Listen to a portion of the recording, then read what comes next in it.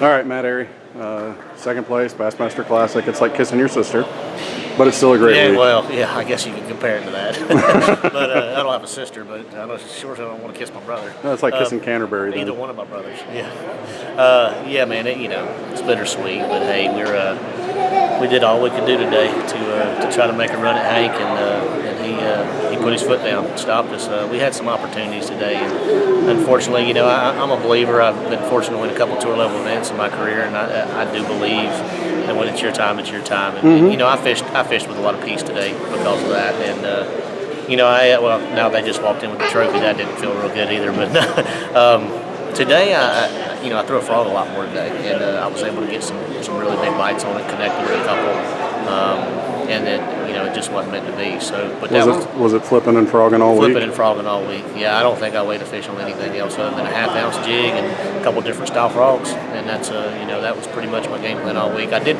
have to make some adjustments as far as how I fished my areas because of the pressure they were getting and the angles that I was making and things like that. So I did make some adjustments based on that. One thing about this tournament is Ray Roberts is a pretty good sized lake, but when we put 54 of the best anglers in the world on it, they tend to find the same water. They always do. And so I had to kind of manage my water, and I was fortunate enough to have several places, and I kind of did this as a part of my plan and practice, is try to have several areas that I could see. Whether it was across a creek, across a cove, whatever it was, I could monitor other areas to see when they were getting hit, and I could put them in my rotation and try to time it based on that and the pressure they were getting. What was the, you said you were flipping a half-ounce jig, trailers on that, just if it's color or style, whatever. Yeah, so I flipped two different style colors. I flipped kind of a brown and blue that resembled a bluegill. It was a half-ounce tungsten jig. I do think the tungsten jig, and I actually, we put a 3-aught Yamagatsu hook in this jig for a reason, because Canterbury and I will tell you all day long that we're believers in that smaller hook. Now it's a heavy gauge hook. It's a Yamagatsu jig hook, but it's a 3-aught, and I just feel like it pins it better.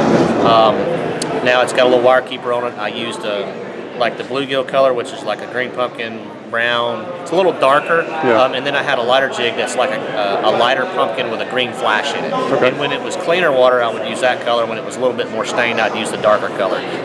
Crawl trailers, green pumpkin on all my trailers, and something with action. That was the biggest thing. Just anything with action. That when I could pitch it in a bush or a willow or whatever, and I hopped it, it had a lot of action on the fall because I was getting several bites yo-yoing the bait too.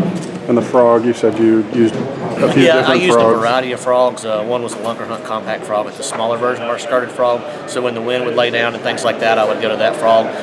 If there was a little bit more turbulence in the water or a little bit more color, I'd go to a popping style frog. Thanks for the time and a great week, man. Yep, thank y'all.